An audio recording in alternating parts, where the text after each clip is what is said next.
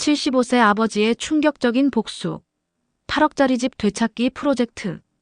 여러분 안녕하세요. 오늘 들려드릴 사연은 정말 속이 시원해지는 통쾌한 역전극입니다. 아버님, 죄송하지만 오늘은 여기서 주무실 수 없어요. 호텔이나 찾아보세요. 여러분, 이게 대체 무슨 소리일까요? 아내 장례식을 마치고 홀로 남은 75세 아버지가 하룻밤만 재워달라고 했는데 나온 답변이에요. 그것도 자기가 8억을 들여 사준 집에서 말이죠. 하지만 이 할아버지, 그냥 당하고만 있지 않았어요. 반전이 어마어마합니다. 구독과 좋아요 버튼부터 눌러주세요. 이 복수극의 결말이 궁금하시다면 알림 설정까지 해주시면 감사하겠습니다. 평생의 꿈을 위한 희생. 저는 75세 김동철입니다. 평생을 버스기사로 살아왔어요. 화려하지는 않았지만 성실하게 일하며 가족을 위해 최선을 다했습니다. 아내 순이는 동네에서 작은 반찬집을 운영했어요. 새벽 3시에 일어나 김치부터 밑반찬까지 직접 만들어 팔았습니다. 저는 버스를 몰며 하루 벌어 하루 먹고 사는 평범한 서민이었어요. 그런데 우리에게는 절대적인 목표가 하나 있었어요. 바로 아들 현수를 명문대에 보내는 것이었습니다. 현수는 정말 똑똑한 아이였어요. 초등학교 때부터 전교 1등을 놓치지 않았고 중고등학교까지 계속 상위권을 유지했습니다. 아내가 그러더군요. 여보, 우리 현수는 정말 대단해요. 이대로면 연세대도 갈 수 있을 것 같아요. 하지만 공부 잘하는 아이를 키우는 게 어디 쉬운 일인가요? 과외비, 학원비, 문제집. 돈이 강물처럼 빠져나갔어요. 저는 버스 운전 외에도 휴일마다 포장마차 일을 도왔고 아내는 새벽부터 밤까지 쉬지 않고 일했습니다. 손목이 부어오르고 무릎이 아파도 참았어요. 현수의 미래를 위해서라면 무엇이든 할 수 있었거든요. 그 결과 현수는 연세대학교에 합격했어요. 합격 발표 날 저와 아내는 울면서 서로를 끌어안았습니다. 동네 사람들도 모두 축하해주고 버스기사 아들이 연세대 갔다며 소문이 났어요. 대학 4년 동안도 마찬가지였습니다. 등록금, 생활비, 교재비. 현수가 필요하다고 하면 뭐든지 해줬어요. 제가 치과에 가야 할 돈도 아껴서 현수에게 보냈습니다. 현수는 대학을 졸업하고 대기업에 입사했어요. 첫 월급을 받아서 용돈을 갖다 줬을 때의 그 뿌듯함이란. 아버지, 어머니 덕분에 여기까지 올 수 있었어요. 그때는 정말 모든 고생이 보상받는 기분이었습니다. 8억짜리 선물과 조건. 문제는 현수가 결혼을 하면서부터 시작됐어요. 현수가 데려온 예비 며느리 지영이를 처음 봤을 때는 인상이 좋았습니다. 간호사라고 하더군요. 단정하고 예의도 바른 것 같았어요. 결혼 준비를 하면서 현수가 말했어요. 아버지, 서울에 집 구하기가 정말 힘들어요. 전세금이 너무 비싸서. 저는 망설이지 않았습니다. 평생 모은 돈과 집을 담보로 대출까지 받아서 강남에 8억 원짜리 아파트를 신혼집으로 마련해줬어요. 엄청난 돈이었지만 아들의 인생을 위해서라면 당연한 일이라고 생각했습니다. 다만 조건이 하나 있다고 말했어요. 아버지와 어머니가 늙어서 몸이 불편해지면 너희가 돌봐야 한다. 이게 조건이야. 현수는 당연하죠, 아버지. 그런 건 말할 것도 없어요라고 대답했습니다. 지영이도 네, 아버님. 당연한 의무예요 라고 했고요. 그래서 계약서에 부양 의무 조건부 증여라고 명확히 적었습니다. 결혼식은 정말 성대하게 치렀어요. 저희가 할 수 있는 모든 것을 쏟아부었습니다. 하지만 결혼 후 얼마 지나지 않아 변화가 시작됐습니다. 차가워지는 관계. 전화를 해도 대답이 시큰둥하고 주말에 아들 얼굴 한번 보려고 집에 가면 아버지, 저희 요즘 너무 바빠요. 미리 연락 주시면 좋겠어요. 처음에는 신혼이니까 당연하다고 생각했어요. 젊은 부부가 둘만의 시간을 원하는 게 자연스럽다고 여겼거든요. 그런데 명절에도 안 오고 생일에도 연락이 없더라고요. 회사 일이 바빠서, 지영이가 야근해서. 핑계는 항상 있었어요. 한 번은 서울에 일이 있어서 갔다가 아들 보고 싶어서 들렀는데 지영이가 문간에서 말하더라고요. 아버님, 어머님, 다음에는 미리 연락 주세요. 갑자기 오시면 준비가 안 되어 있어서. 그 말을 듣는 순간 내가 무슨 남이라도 된 것 같은 기분이었어요. 내가 사준 집인데, 내 아들이 사는 집인데 왜 허락을 받아야 하나 싶었습니다. 시어머니의 병환과 외면. 가장 가슴 아팠던 건 아내가 건강검진에서 췌장암 말기 판정을 받았을 때였습니다. 현수에게 급히 전화를 걸었어요. 현수야, 내 어머니가 췌장암 말기래. 당장 병원으로 와. 저는 목이 메어 제대로 말도 못했어요. 43년을 함께 산 아내를 생각하니 세상이 무너지는 것 같았거든요. 그런데 현수가 뭐라고 했는지 아세요? 아버지, 정말 큰일이네요. 그런데 지금 회사에서 중요한 발표가 있어서 내일 아침에 갈게요. 내일 아침에 갈게요. 어머니가 암말기 진단을 받았는데 내일 아침에요? 그 다음 날도 안 왔어요. 다시 전화하니까 아버지, 죄송해요. 급한 프로젝트가 생겨서 이번 주말에는 꼭 갈게요. 저는 화가 나서 소리쳤습니다. 야, 내 어머니가 죽어가는데 프로젝트가 더 중요하냐? 그러자 전화 너머로 지영이 목소리가 들렸어요. 여보, 아버님이 또 그러시네. 전화 끊으세요. 그리고 정말로 전화가 끊겼습니다. 그 순간 깨달았어요. 이 아이들에게 우리는 이미 짐일 뿐이구나. 외로운 간병과 수술. 결국 아내의 대수술 날에도 현수는 오지 않았습니다. 무려 10시간 동안 수술실 앞에서 혼자 기다렸어요. 보호자분이 혼자 계세요? 다른 가족은 어디 있나요? 의료진이 물어볼 때마다 창피했습니다. 아들이 직장일로 바빠서 라고 변명할 수밖에 없었어요. 항암 치료를 받으면서도 아내는 계속 현수를 기다렸어요. 현수는 언제 와요? 내가 너무 초라한 모습 보여주면 안 되는데. 머리카락이 다 빠지고 몸무게가 15kg나 줄었는데도 아들 걱정만 했습니다. 한 번은 아내가 눈물을 흘리며 말했어요. 여보, 내가 죽기 전에 현수한테 김치찌개 한 번만 더 끓여주고 싶어요. 어릴 때 그렇게 좋아했는데. 45년을 함께 산 아내가 이런 말을 할 때 제 마음이 찢어지는 것 같았어요. 몇 주 후에야 마지못해 지영이와 함께 왔어요. 하지만 정말 형식적인 방문이었습니다. 병실에 들어서자마자 지영이는 마스크를 쓰고 인상을 찌푸렸고 현수는 뭐가 바쁜지 계속 휴대폰만 보더군요. 더 가슴 아픈 건 지영이가 현수가 나간 사이 아내에게 한 말이었어요.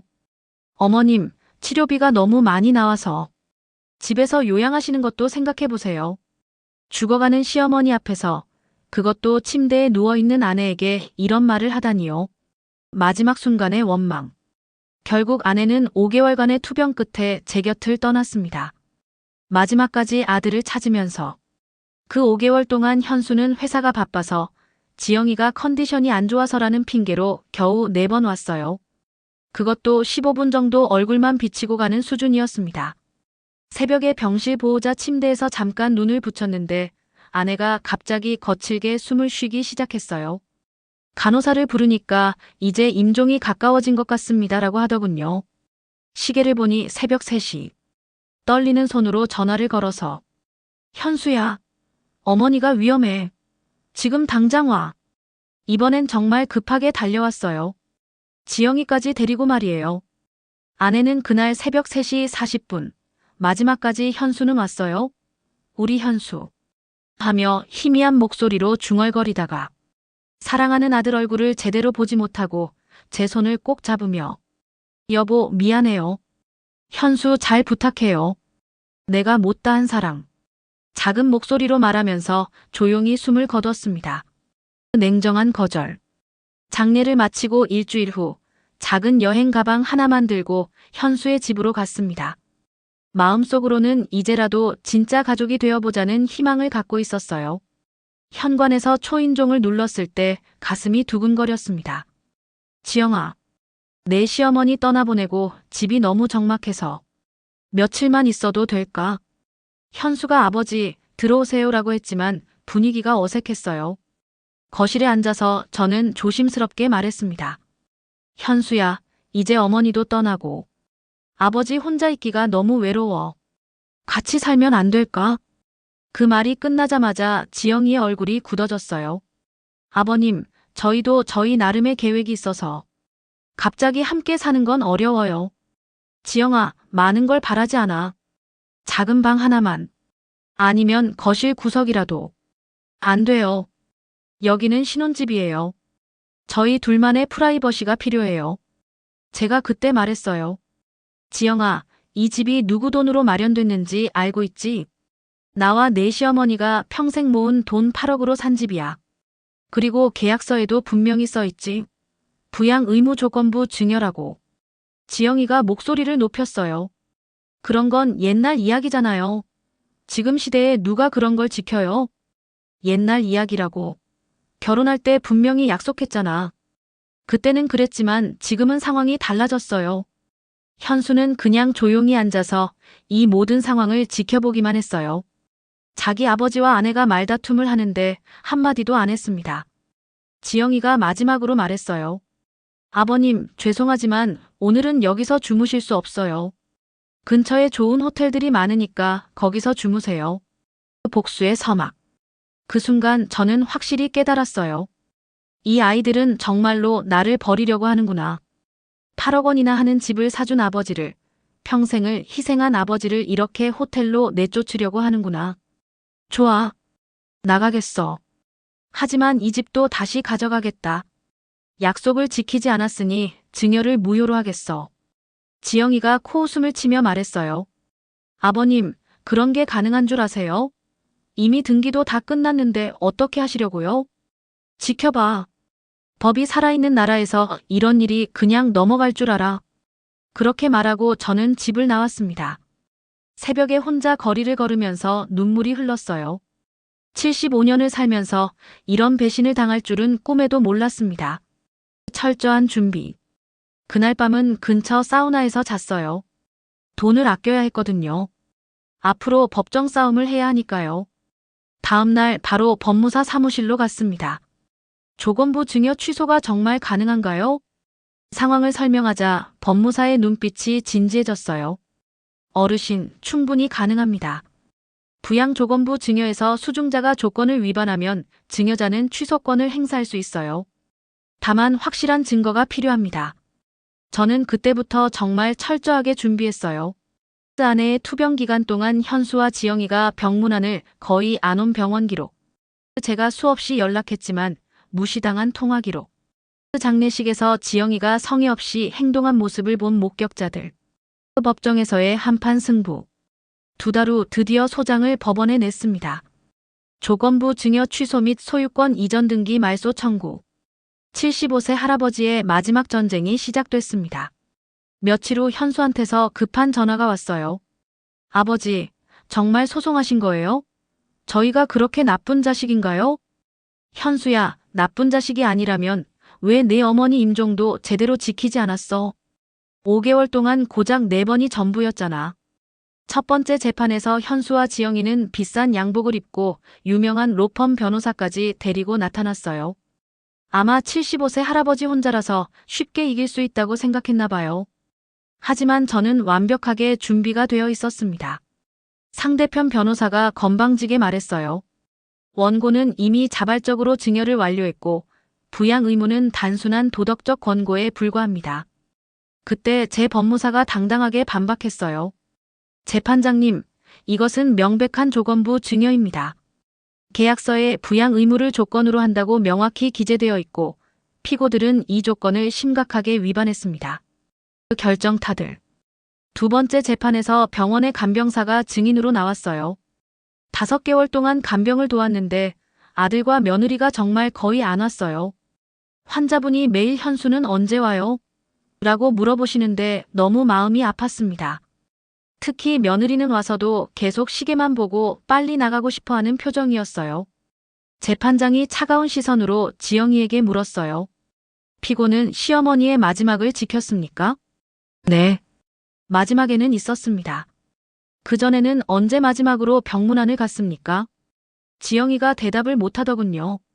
얼굴이 창백해진 채로. 세 번째 재판에서 결정적인 증거가 나왔습니다.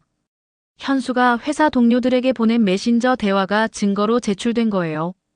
아버지가 같이 살자고 하는데 진짜 스트레스 야유유 지영이가 못 견디겠다고 함. 빨리 실버타운이라도 알아봐야겠어. 계속 이러면 우리 결혼 생활 망가져. 이 메시지가 법정에서 읽혀졌을 때 방청석이 조용해졌어요. 현수의 얼굴은 새하얗게 질렸고 지영이는 아예 고개를 숙이고 앉아 있었어요. 재판장이 냉정하게 물었어요. 피고 김현수, 이 대화 내용이 사실입니까? 그건 순간적인 감정이었고 평생 희생하신 부모님을 실버타운에 보내려 했다는 말씀입니까? 현수가 더 이상 답변하지 못했어요. 통쾌한 대역전. 드디어 마지막 선고일이 왔습니다. 재판장이 엄중하게 판결을 내렸어요. 피고들은 조건부 증여의 핵심 조건인 부양 의무를 명백히 위반했다. 따라서 원고의 증여 취소 청구를 인용한다. 그 순간 지영이가 눈물을 쏟으며 저에게 달려왔어요. 아버님, 정말 죄송해요. 저희가 완전히 잘못했어요. 한 번만 용서해 주세요. 이미 늦었어. 법원이 판단한 거야. 이제 내 집에서 나가. 법원을 나오는데 현수가 울면서 따라와서 말했어요. 아버지, 정말 죄송합니다. 저희가 너무 잘못했어요. 어머니한테도 죄송하고. 다시 기회를 주시면 안 될까요? 저는 현수를 바라봤어요. 제가 목숨 걸고 키운 아들, 연세대까지 보낸 자랑스러운 아들이었지만 이제는 완전히 남같이 느껴졌어요. 현수야, 기회는 내 어머니가 살아있을 때 줬어야 했다. 이제는 정말 끝이야. 되찾은 8억의 승리. 한 달 후 현수와 지영이는 그 8억짜리 집에서 쫓겨나듯 나갔습니다. 제가 평생의 피와 땀으로 마련한 그 집이 다시 제 소유가 되었어요. 지금 저는 그 넓은 집에서 혼자 살고 있습니다. 가끔 외롭긴 하지만 전혀 후회하지 않아요. 제 자존심과 원칙을 지켰으니까요. 간혹 현수에게서 연락이 와요. 아버지, 안녕하세요. 정중하지만 어색하게 마치 남에게 하듯 인사하더군요. 저도 그래, 잘 지내라고 짧게 답할 뿐입니다. 지영이는 아예 안부 인사도 안 해요. 제 목소리만 들어도 불편해하는 것 같더라고요.